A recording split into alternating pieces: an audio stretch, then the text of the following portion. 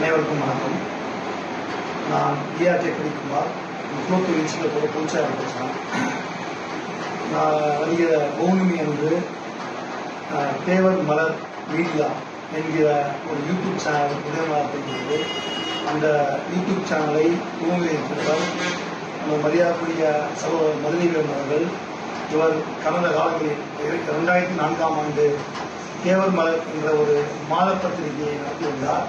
நம் சமூகம் சார்ந்த அனைத்து நிகழ்வுகளையும் போராட்டம், ஆர்ப்பாட்டம், தலைவர் பற்றிய தொகுப்புகள், தலைவர் பற்றிய செய்திகள், மாதமாக நடக்கும் தமிழ்நாடு முழுவதும் நடக்கும் அனைத்து தேவர் சமூகம் சார்ந்த அனைத்து செய்திகளையும், அது மட்டுமல்லாமல் தமிழ் சமூகம் மற்ற சமூகம் சார்ந்த செய்திகளையும் தொடர்ந்து அந்த மாத பத்திரிகையில் எழுதி வந்தார்.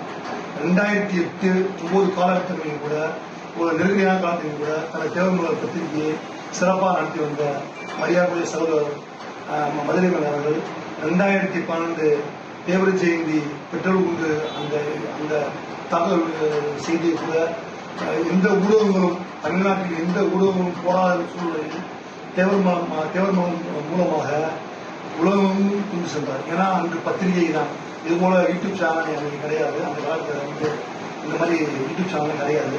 அதை நேர்த்தியாக அனைத்து மக்களையும் கொண்டு சென்றார்.